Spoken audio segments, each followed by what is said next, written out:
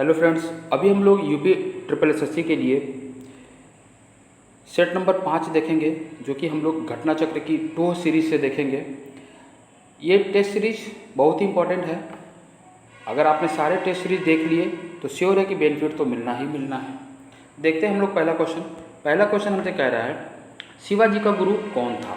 तो पहले क्वेश्चन का जो आंसर होगा शिवाजी का गुरु कौन था, तो शिवाजी का जो गुरु थे वो थे रामदास। देखिए मैं स्पीड में कराता हूँ ताकि बहुत ज़्यादा समय न लगे और रिवीजन जल्दी जल्दी हो जाए। अगला क्वेश्चन, ऋग्वेद में कौन सा मंडल सोम को समर्पित है। कौन सा मंडल सोम को समर्पित है, तो यह 9वां मंडल है जो कि सोम को समर्पित है। अगला क्वेश्चन, सैंधव सभ्यता का महान स्नानागार कहाँ से प्राप्त हुआ है। तो सैंधव सभ्यता का महान स्नानागार मोहनजोदड़ो से प्राप्त हुआ है। क्वेश्चन नंबर 4, निम्नलिखित में से कौन सा सुमेलित है। तो कौन सा सुमेलित है, तो शम्से सिराज आसिफ, ये तारीख फिरोज शाही, ये जो है ये सही है, बाकी सब गलत हैं। क्वेश्चन नंबर 5, दीन इलाही एक नया धर्म निम्नलिखित में से किसके द्वारा शुरू किया गया था। तो यह धर्म जो शुरू किया गया था ये अकबर के द्वारा शुरू किया गया था।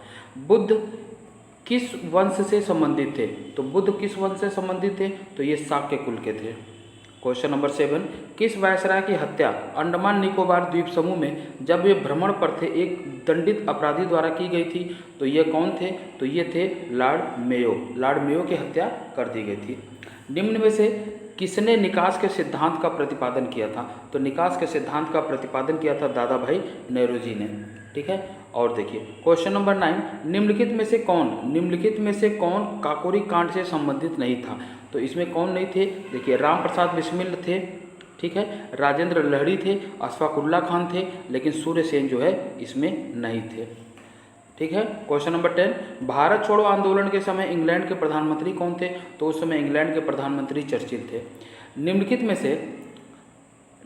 में से कौन सा भारत में सबसे बड़ा नदी द्वीप है। तो जो सबसे बड़ा नदी द्वीप है वह है मांजुली नदी द्वीप। ठीक है, क्वेश्चन नंबर 12, सहारा अफ्रीका के किस हिस्से में स्थित है। तो सहारा अफ्रीका के किस हिस्से में है, तो यह है उत्तरी हिस्से में। ठीक है, फिर देखिए दुनिया की सबसे ऊंची चोटी माउंट एवरेस्ट का नेपाल में एक लोकप्रिय नाम है, वह क्या है, यानी नेपाल के लोग इसको क्या कहते हैं, सागर माथा कहते हैं। Option number B. Question number 14 में गंगा डेल्टा के मैनग्रोव वनों को क्या कहा जाता है। तो इसको क्या कहा जाता है, सुंदरवन कहा जाता है। क्वेश्चन नंबर 15, नीली क्रांति या ब्लू रेवोल्यूशन किससे संबंधित है। तो नीली क्रांति या ब्लू रेवोल्यूशन जो होता है वह मछली के उत्पादन से संबंधित है। क्वेश्चन नंबर 16, ऑपरेशन फ्लड किस कार्य से संबंधित है। तो ऑपरेशन फ्लड जो है वह दूध उत्पादन से संबंधित है। क्वेश्चन नंबर 17, विश्व में हरित क्रांति के जनक कौन है। विश्व में हरित क्रांति के जनक जो है नॉर्मन ई बोरलॉग हैं। क्वेश्चन नंबर 18, किस देश ने वस्तु एवं सेवा कर सबसे पहले लागू किया था। तो ये किया था किसने, फ्रांस ने वस्तु एवं सेवा कर यानी जीएसटी सबसे पहले लागू किया था। क्वेश्चन नंबर 19, बुल और बियर शब्द कहाँ पे उपयोग किए जाते हैं। तो बुल और बियर शब्द जो होते हैं ये शेयर बाजार में यूज किए जाते हैं। राष्ट्रीय विकास परिषद एनडीसी की स्थापना कब की गई थी। तो एनडीसी की स्थापना 1952 में की गई थी। 11 दिसंबर 1946 को किसे संविधान सभा का स्थायी अध्यक्ष चुना गया था। तो ये चुने गए थे doctor Rajendra Prasad. Option number B. Question number 22, भारतीय संविधान की आत्मा किसे कहा गया है। तो भारतीय संविधान की आत्मा जो है किसको कहा गया है, ये प्रस्तावना को कहा गया है। क्वेश्चन नंबर 23, भारत के राष्ट्रपति के निर्वाचन के लिए न्यूनतम निर्धारित आयु कितनी है। तो यह निर्धारित आयु कितनी है, 35 साल। और लोकसभा के लिए कितनी होनी चाहिए, 25 साल। राज्यसभा के लिए 30 साल। क्वेश्चन नंबर 24, राज्यसभा के लिए नामित निर्वाचित प्रथम फिल्म अभिनेत्री कौन थी। तो ये कौन थी, यह नरगिस दत्त थी। ये कौन सबसे पहले राज्यसभा के लिए कौन निर्वाचित की गई थी हीरोइन, तो ये थी नरगिस दत्त। क्वेश्चन नंबर 25, लोक लेखा समिति अपनी वार्षिक रिपोर्ट किसे सौंपती है। तो लोक लेखा समिति जो है ना लोकसभा को सौंपती है अपनी रिपोर्ट, लोकसभा अध्यक्ष को। वाहन चालन हेतु पश्च दृश्य दर्पण होता है। तो वाहन चलाते समय जो पीछे का देखने के लिए जो दर्पण होता है वह कैसा होता है, वह ऑप्शन नंबर सी उत्तल होता है। लोहे पर जंग लगने का कारण क्या है या एक उदाहरण क्या है। तो इसका जो एक उदाहरण होता है 27 में वह क्या होगा, क्षरण। हाइड्रोजन बम किस नाभिकीय अभिक्रिया पर आधारित है। हाइड्रोजन बम किस नाभिकीय अभिक्रिया पर आधारित है। तो यह ताप नाभिकीय संलयन, ठीक है ना, इसमें नाभिकों का संलयन होता है, नाभिक जुड़ जाते हैं। क्वेश्चन नंबर 29, विटामिन सी की कमी के कारण कौन सी बीमारी होती है? तो विटामिन सी की कमी से स्कर्वी होती है। क्वेश्चन नंबर 30, निम्नलिखित में से किसे आनुवंशिकी का जनक कहा जाता है? तो ये कहा जाता है ग्रेगर जॉन मेंडल को। क्वेश्चन नंबर 31, यदि किसी संख्या को का 40% या उसके 60% से 30 कम, किसी संख्या का 40% उसके 60% से 30 कम है तो उस संख्या का 20% कितना होगा? देखिए 40% और 60% का जो डिफरेंस है वो एक्चुअली में है 20%। तो ये 20% ही 30% के बराबर है, और हमसे पूछा भी यही जा रहा है कि 20% की वैल्यू कितनी होगी? तो 20% की वैल्यू होगी 30, यानी ऑप्शन नंबर ए सही है 31 में। ऑप्शन नंबर 32, क्वेश्चन नंबर 32 में क्या, यदि दो संख्याओं का योग 50 है और उनमें से एक संख्या दूसरी संख्या से 25 गुना है तो संख्याएं बताइए। 232 में, क्वेश्चन नंबर 32 में, तो इसका ऑप्शन हो जाएगा सी, 2 और 5 गुना, यानी अलग अलग दे रहा है। ठीक है। क्वेश्चन नंबर 33, एक बाग में प्रत्येक पंक्ति में पेड़ों की संख्या उतनी है जितनी कि उसमें पंक्तियां हैं। एक तूफान में 111 पेड़ के उखड़ जाने के उपरांत बाग में पेड़ों की संख्या 10,914 रह गई, तो बाग में पेड़ों की पंक्तियों की संख्या कितनी थी? तो हमको क्या करना होगा, इन दोनों को जोड़ देना होगा, और जोड़ने के बाद हम इसका अंडर रूट ले लेंगे, तो जो अंडर रूट आएगा वही हमारा इसका आंसर हो जाएगा, यानी 105। क्वेश्चन नंबर 34, एक कक्षा में 2 सेक्शन हैं जिसमें 20 और 30 विद्यार्थी हैं। इन सेक्शनों के उत्तीर्ण विद्यार्थियों के प्रतिशत क्रमशः 80 और 60% है। पूरी कक्षा में उत्तीर्ण कितने परसेंट? देखिए जब 20 है और ये 30 हैं तो 20 में कितने हैं? 80%, तो 20 का 80% हो गया 16, ठीक है ना। और ये 30 वाले के हैं कितने?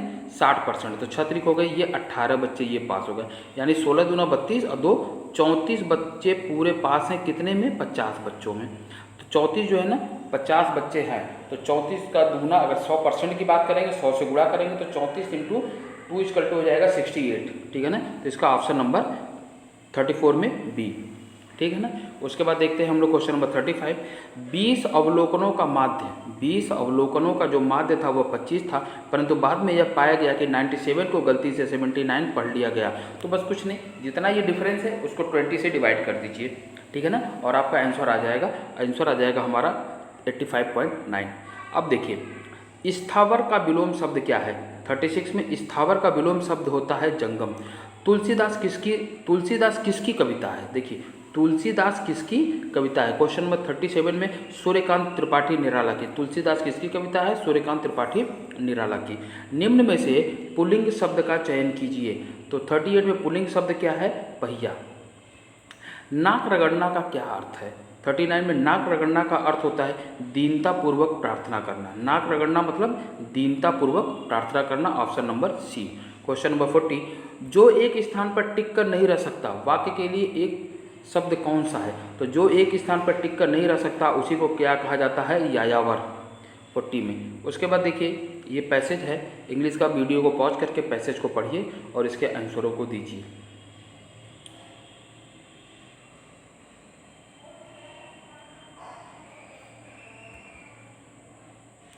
क्वेश्चन नंबर 41, क्वेश्चन नंबर 41 का जो ऑप्शन होगा वह ए सही होगा, ठीक है। क्वेश्चन नंबर 42 में जो ऑप्शन सही होगा वह बी सही होगा। क्वेश्चन नंबर 43 में जो हमारा ऑप्शन सही होगा वह क्या सही होगा? ए। और 44 में क्या सही होगा? वह भी ए सही होगा, ठीक है। 44 में ए। और 45 में क्या सही होना है? 45 में सही होना है सी। इंग्लिश के 5 क्वेश्चन के पीछे बहुत ज़्यादा परेशान होने की जरूरत नहीं है। 70 अगर आपका टारगेट अचीव हो जाता है तो आप श्योर मानिए कि आप मेंस दे रहे हैं। क्वेश्चन नंबर 46, क्वेश्चन नंबर 46 में दिया हुआ है, इसको सीक्वेंस में बैठाना है। खिड़की, नींव, फर्श, रोशनदान और छत। तो 46 में क्या हो जाएगा? सबसे सही जो ऑप्शन बनेगा वो क्या बनेगा? पहले आप क्या करेंगे? नींव रखेंगे, फिर क्या करेंगे? फर्श होती है, उसके बाद क्या होता है? खिड़की होता है, फिर क्या होगा? रोशनदान होगा, और अंत में सबसे ऊपर जो होगा छत होगा। यानी नींव से शुरू करेंगे, छत तक पहुंच जाएंगे, ऑप्शन नंबर बी। कुछ खिलाड़ी एक पंक्ति में खड़े हैं। वीर सामने से 15वें स्थान पर है, संकेत पंक्ति में एकदम पीछे से 20वें स्थान पर है, खड़ा है। आर्यन वीर के पीछे है, लेकिन उसके और वीर के बीच में 2 खिलाड़ी खड़े हैं। एकदम संकेत एकदम से आर्यन के बाद खड़ा है, पंक्ति में कुल कितने विद्यार्थी हैं, तो यहाँ पे ऑप्शन हमारा सही हो जाएगा सी, पंक्ति में कुल कितने हैं, पंक्ति में टोटल 38 विद्यार्थी खड़े हैं 47 में, ऑप्शन आता है 48। इसमें हमें विषम चुनना है, तो विषम जो होगा 48 में क्या होगा, ये होगा SUV। ये कथन और निष्कर्ष है। जेम्स एक फैक्ट्री में, एक स्टेटमेंट ये कह रहा है कि जेम्स एक फैक्ट्री में काम करता है और दूसरा है उसे वेतन मिलता है, ठीक है ना। अब हमको ये बताना है कि क्या इसमें से सही होगा, ठीक है, क्या इसमें से सही होगा।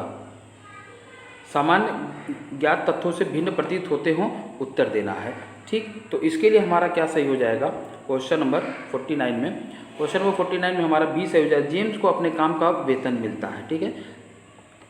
क्वेश्चन नंबर 50, ये कथन है कि सभी शिक्षक चित्रकार होते हैं और कुछ चित्रकार अमीर हैं।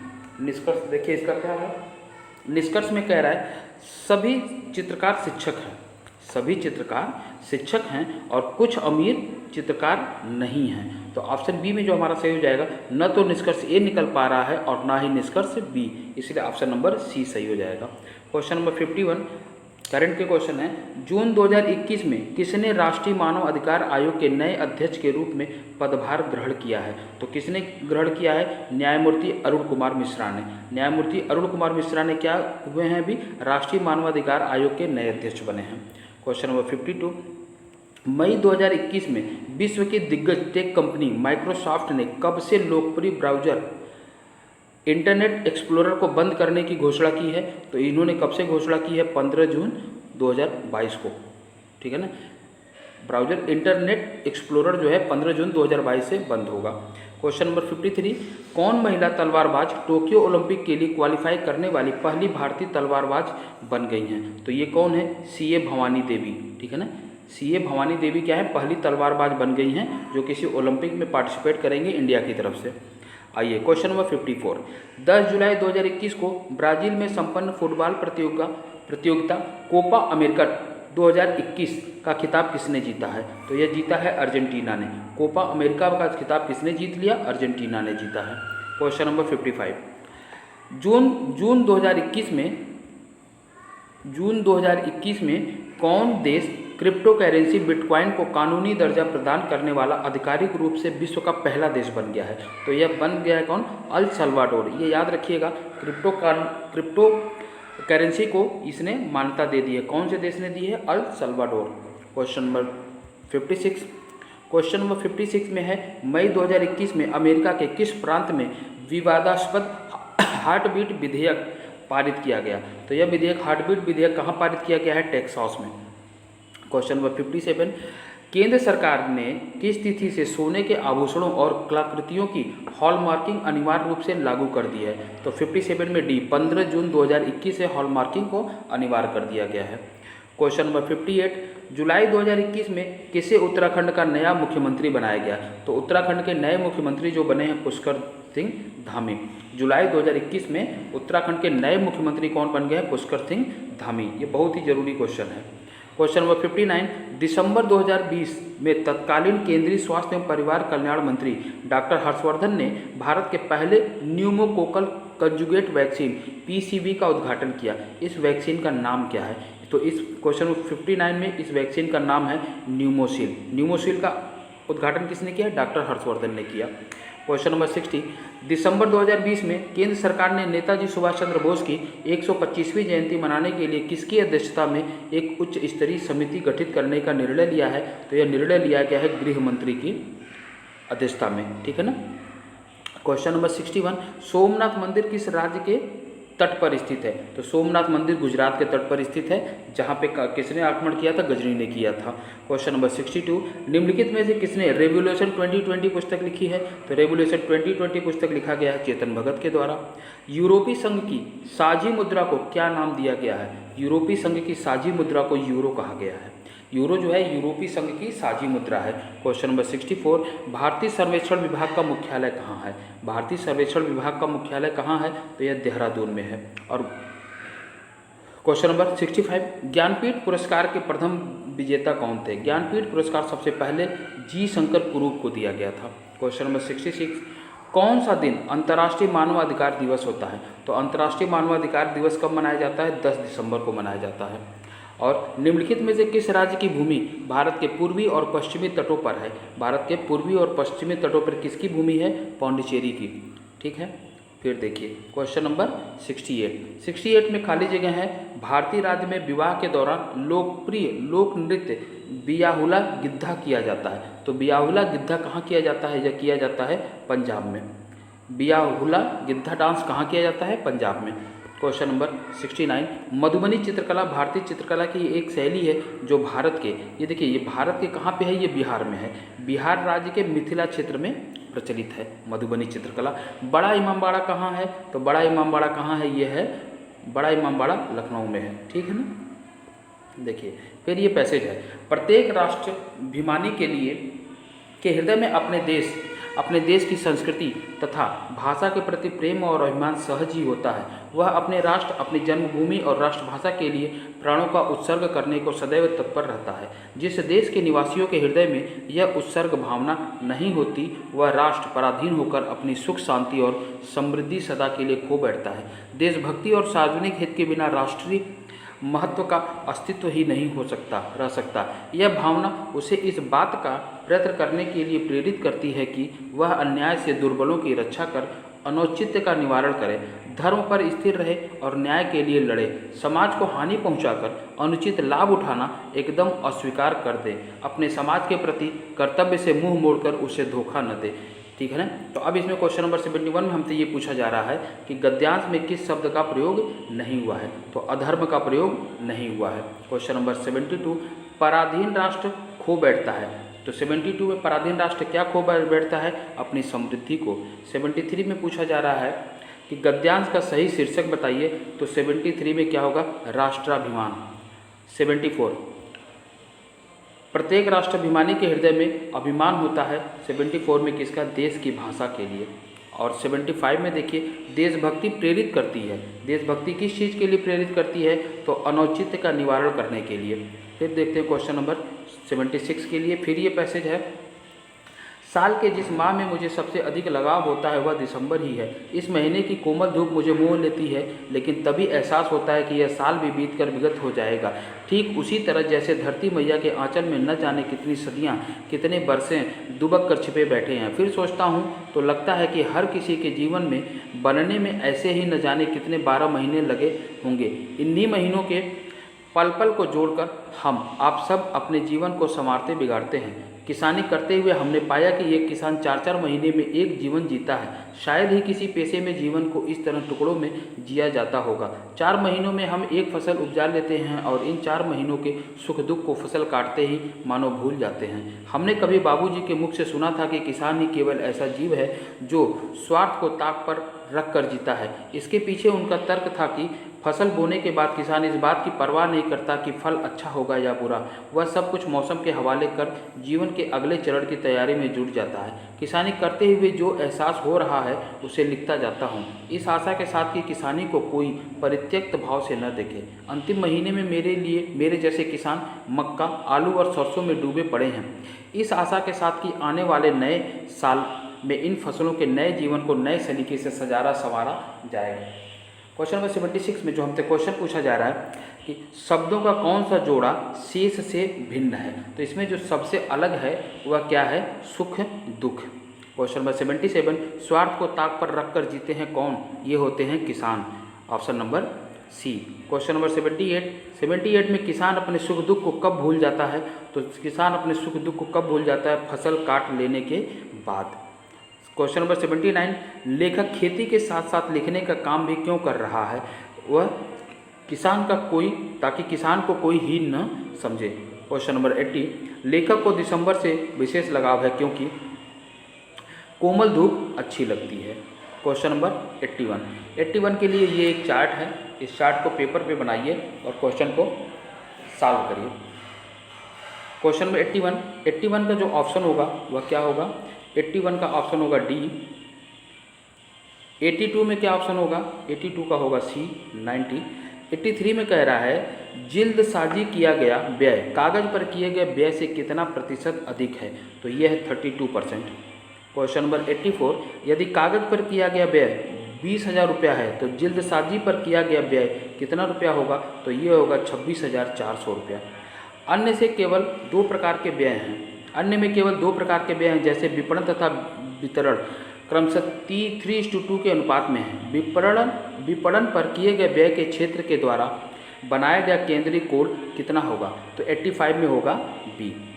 फिर ये अगला ये है पाई चार्ट, इसको नोट करिए और सवालों का जवाब दीजिए। क्वेश्चन नंबर 86 में क्या होगा? क्वेश्चन नंबर 86 में ए होगा। 87 में क्या होगा? वेतन के प्रतिशत के रूप में सबसे कम कर निम्न में से किसका है? तो 87 में होगा बी। 87 में क्या होगा? सॉरी बी, यानी ऑप्शन आएगा उत्तर सी। ऑप्शन होगा बी लेकिन उत्तर होगा सी। 88वां क्वेश्चन कह रहा है वेतन के प्रतिशत के रूप में सबसे अधिक कर निम्न में से किसका है? तो 88 में होगा बी। ठीक है। 89 में वेतन के प्रतिशत के रूप में सबसे कम व्यय निम्न में से कितना है? तो 89 में होगा बी। और 90 नंबर क्वेश्चन कह रहा है कि चारों व्यक्तियों का औसत बचत कितना है? तो चारों व्यक्तियों का औसत बचत जो है 8,337 रुपया 50 पैसा है। फिर ये चार्ट है, इस कॉलम को बनाइए। और अगला क्वेश्चन 91, विद्यालय N में उपस्थित विद्यार्थियों की संख्या कितनी है? तो ये कितनी है? Option number B. चलिए 92 में जो सही होगा वह क्या सही होगा? Option number A. 93 में होगा सी। और 94 में क्या होगा? डी।